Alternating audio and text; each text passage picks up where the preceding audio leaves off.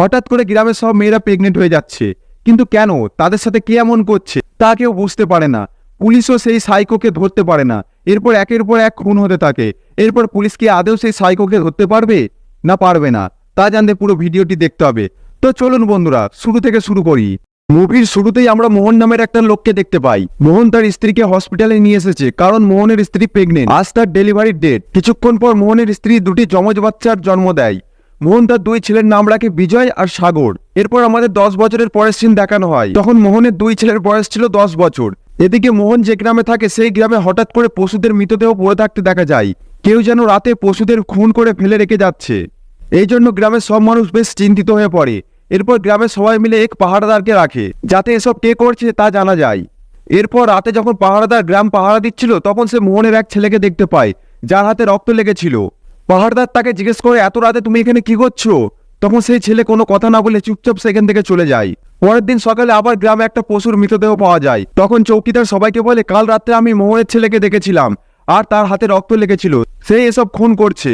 এরপর গ্রামের সবাই মিলে মোহনের বাসায় যায়, কিন্তু সেখানে চৌকিদার সেই বাচ্চাটিকে চিনতে পারে না, যাকে সে কাল রাত্রে দেখেছিল, কারণ তারা যমজ হওয়ায় তাদের দেখতেও একই রকম ছিল।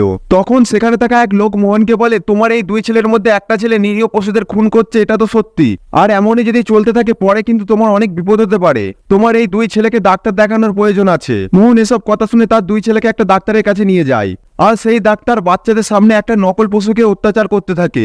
একটা পশুকে তার চোখের সামনে কষ্ট পেতে দেখে বিজয় নামের ছেলেটি খুব ভয় পেয়ে যায়, কিন্তু অন্যদিকে নকল পশুকে মরতে দেখে সাগর অনেক আনন্দ পাচ্ছিল।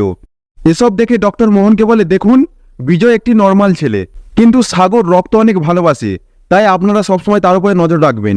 এরপর মোহন সবাইকে নিয়ে বাসায় চলে আসে, কিন্তু এরপর থেকে মোহন তার ছেলে সাগরকে তেমন ভালোবাসে না, কারণ সাগরের জন্য গ্রামবাসীর কাছ থেকে অনেক কথা শুনতে হয়। এরপর থেকে যখন মোহন কোথাও যায় তখন সঙ্গে করে বিজয়কে নিয়ে যায়, এমনকি বিজয়ের পড়াশোনার জন্য সব থেকে ভালো স্কুলে তাকে ভর্তি করে দেয়। আর মোহন তখন সাগরকে বলে, তোর স্কুলে যাওয়ার কোনো দরকার নেই, কি জানি স্কুলে গিয়ে আবার কাকে খুন করে দিবি।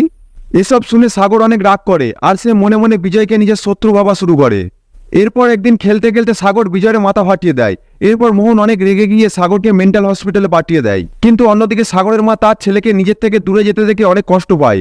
আসলে মায়ের চোখে বাচ্চারা সব সমান, তাতে বাচ্চা যেমনই হোক। এরপর যত দিন যায় মোহনের স্ত্রী সাগরের জন্য মন খারাপ করতে থাকে। বাচ্চাদের সাথে কাটানো দিনগুলো তার মনে পড়তে থাকে। এরপর আস্তে আস্তে অনেক দিন পার হয়ে যায়। এরপর আমাদের 15 বছরের পরের সিন দেখানো হয়। আমরা দেখি বিজয় এখন অনেক বড় হয়ে গিয়েছে, তার সঙ্গে সে পড়াশোনাতেও খুব ভালো। মোহন তাকে খুব ভালোবাসে, কারণ সে পরীক্ষায় সবসময় ফার্স্ট হতো। এরপর বিজয় একদিন তার বাইক নিয়ে রাস্তা দিয়ে যাচ্ছিল, তখন আমাদের শ্রাবণী নামের একটি মেয়েকে দেখানো হয়, সেও তার স্কুটি নিয়ে রাস্তা দিয়ে যাচ্ছিল। এরপর হঠাৎ করে বিজয় আর শ্রাবণী সামনাসামনি চলে আসে। বিজয় জোরে ব্রেক মারার ফলে সে স্লিপ করে পড়ে যায়। এরপর শ্রাবণী ছুটে আসে তার কাছে সাহায্য করার জন্য, আর সেখানে রাস্তা দিয়ে যাওয়া কিছু লোক তাদের এই অ্যাক্সিডেন্টের ভিডিও করতে থাকে।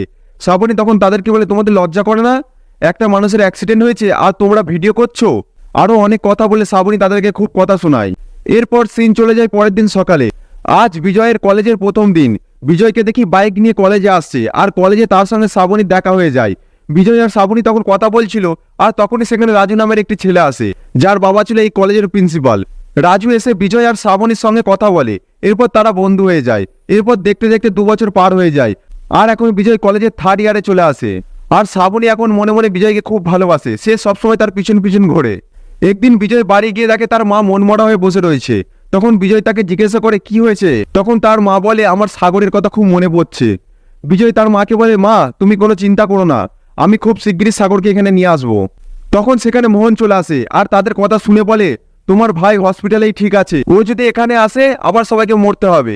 কিন্তু বিজয় সাগরকে অনেক ভালোবাসে, তাই সে তার বাবাকে বলে, আমি সাগরকে ঘরে নিয়ে আসবো, তাতে যা হয় হোক, এই বলে সে চলে যায়। এর কিছুদিন পর বিজয় সাগরের সাথে দেখা করতে হসপিটালে যায়, কিন্তু ওখানে সাগর বিজয়কে দেখে খুব রেগে যায়। সে বিজয়ের সাথে কথা না বলে ভেতরে চলে যায়। এখানে আমরা স্পষ্ট দেখতে পাই সাগরের চোখে বিজয়ের জন্য কত রাগ জমে আছে। এর পরের দিন বিজয় রাজুর সাথে কলেজে যায়, আর তখন সেখানে শ্রাবণী এসে বিজয়কে বলে, আমি তোমার সাথে একান্তভাবে কিছু কথা বলতে চাই, কলেজ শেষে তুমি আমার সাথে দেখা করবে। বিজয় বলে, ঠিক আছে, কোনো প্রবলেম নেই। কিন্তু কলেজ শেষে শ্রাবণী বিজয়ের জন্য অপেক্ষা করতেই থাকে, কিন্তু বিজয় আর আসে না। এরপর রাত্রে দেখি দুটো ছেলে একটি জানলার মধ্যে দিয়ে ঘরে একটি মশা মারার কয়েল রেখে দিয়ে যায়। মশা মারার কয়েল কেন রাখা হয়েছে তা আমরা পরে জানতে পারবো।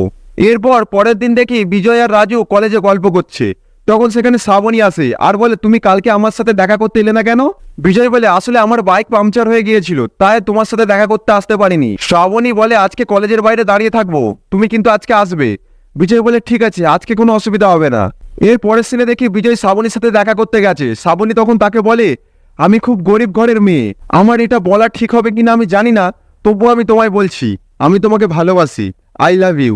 বিজয় একটু অবাক হয়ে যায়। তারপর বিজয় আই লাভ ইউ টু বলে আর দুজন দুজনকে জড়িয়ে ধরে। এরপর তারা দুজনে একসঙ্গে অনেক সময় কাটায়, একে অন্যের খুব কাছাকাছি চলে আসে। এরপর একদিন দেখি কোনো কারণে শ্রাবণী হসপিটালে যায়, সেখানে দুটো গুন্ডার নজর তার দিকে পড়ে। এরপর তারা দুজন শ্রাবণীকে সব জায়গায় ফলো করতে থাকে, তার পিছন পিছন ঘুরতে থাকে। একদিন শ্রাবণীকে একা পেয়ে তারা দুজন তাকে ঘিরে ধরে আর তার সাথে জবরদস্তি করার চেষ্টা করে। শ্রাবণী তাদের হাত থেকে বাঁচার জন্য ছুটতে থাকে, কিন্তু এক সময় শ্রাবণী তাদের সাথে লড়াই করে এবং তাদের দুজনকে জানে মেরে দেয়। এরপর আমরা জানতে পারি শ্রাবণী আগে থেকেই জানে যে দুটো গুন্ডা তার অনেকদিন ধরে পিছু নিয়েছে, তাই শ্রাবণী আগে থেকে তাদের সঙ্গে ফাইট করার জন্য তৈরি ছিল। এরপর আমাদের শ্রাবণীর অতীত দেখানো হয়, কেন শ্রাবণী খারাপ লোকেদের একদম সহ করতে পারে না।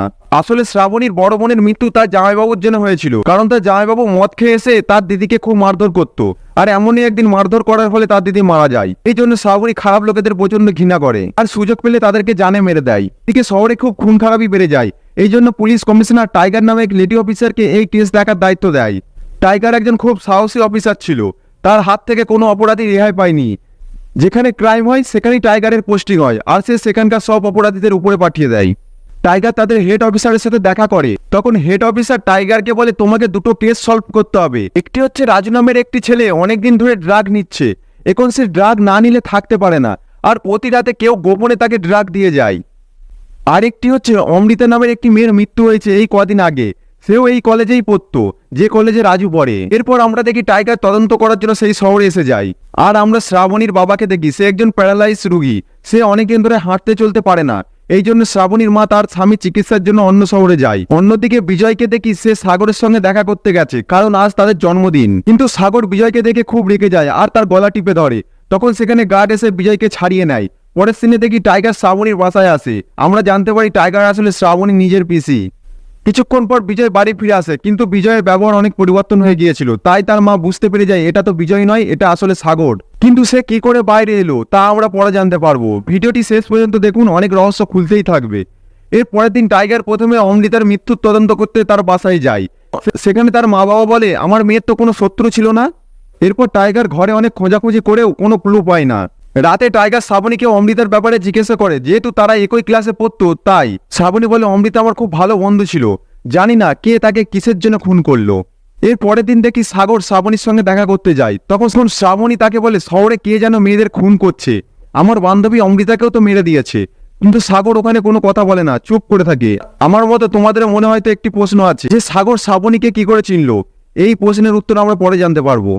এরপর এক এক করে শহরে অনেক মেয়ে খুন হতে থাকে, পুলিশ খুনিকে ধরতে পারে না। এরপর একদিন টাইগার জানতে পারে শ্রাবণীর বয়ফ্রেন্ড আছে, তাই সে শ্রাবণীকে জিজ্ঞাসা করে তোমার বয়ফ্রেন্ড কি ভালো মানুষ?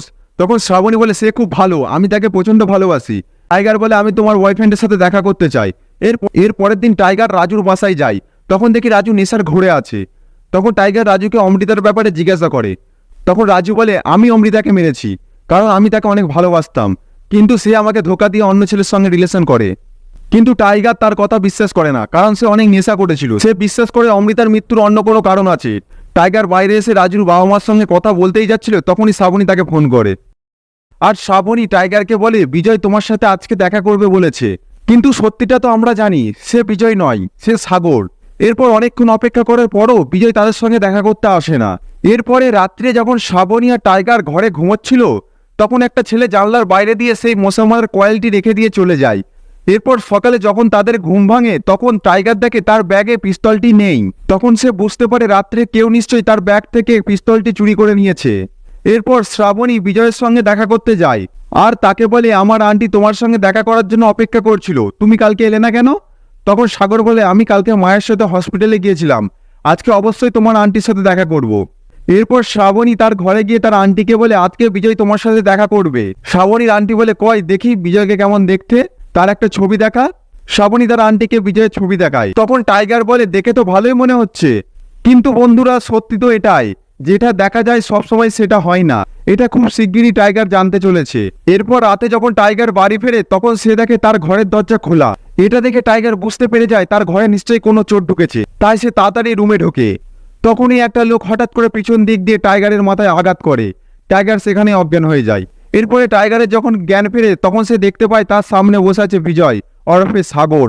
সাগরকে দেখে টাইগার বুঝে যায় যে শহরের যুবতী মেয়েদের সেই খুন করছে। তখন সাগর টাইগারকে বলে, আমি জানি তুমি এখানে রাজু আর অমৃতার কেসের তদন্ত করতে এসেছো, আর এই দুটো কেসের পেছনে আমিই আছি। সাগর বলে, আমার যখন রাজুর সাথে বন্ধুত্ব হয় তখন আমি জানতে পারি রাজু ড্রাগস নেয়, আর ড্রাগসের ডোজ বেশি নেওয়ার ফলে মানুষ তার নিজের কন্ট্রোল হারিয়ে ফেলে, আর ড্রাগস খুব দামি একটা জিনিস। তখন সাগর ভাবে সে নিজে ড্রাগস তৈরি করবে। এরপর সাগর জানতে পারে জঙ্গলের একটা গাছের পাতা থেকে ড্রাগস তৈরি করা যেতে পারে। তখন সাগর জঙ্গল থেকে সেই গাছের পাতা জোগাড় করে আর ড্রাগস বানানো শুরু করে, আর সে রাজুকে ড্রাগস দেওয়া শুরু করে। এমনকি সে মশার কয়েলের মধ্যেও ড্রাগস মিশিয়ে রাখতো, ফলে সেই কয়েলের গন্ধে সবাই বেহুশ হয়ে যেত। এরপর সাগর রাজুকে ড্রাগস দেওয়া শুরু করে, ফলে রাজু আস্তে আস্তে ড্রাগসের জন্য পাগল হতে থাকে।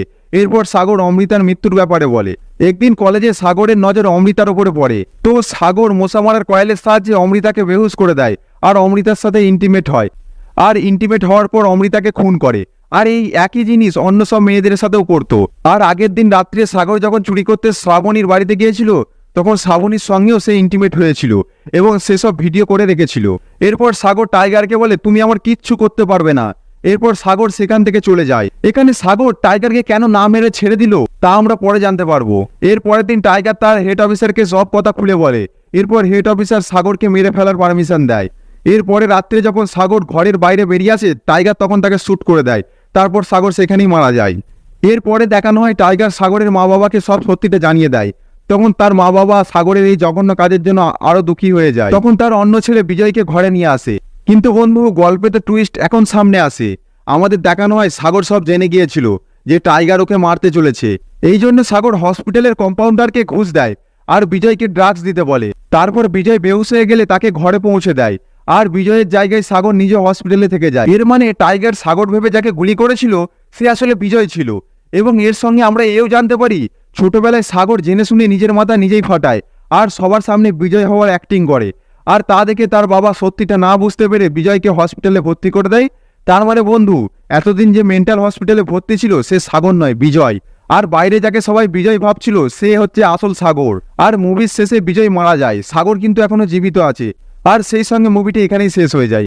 এন্ডিংটা এভাবে শেষ হওয়া উচিত ছিল না, হয়তো এই মুভির দ্বিতীয় পার্ট আসতে পারে। যাই হোক বন্ধুরা, ভিডিওটি ভালো লাগলে চ্যানেলটি সাবস্ক্রাইব করে আমাদের সঙ্গেই থাকবেন।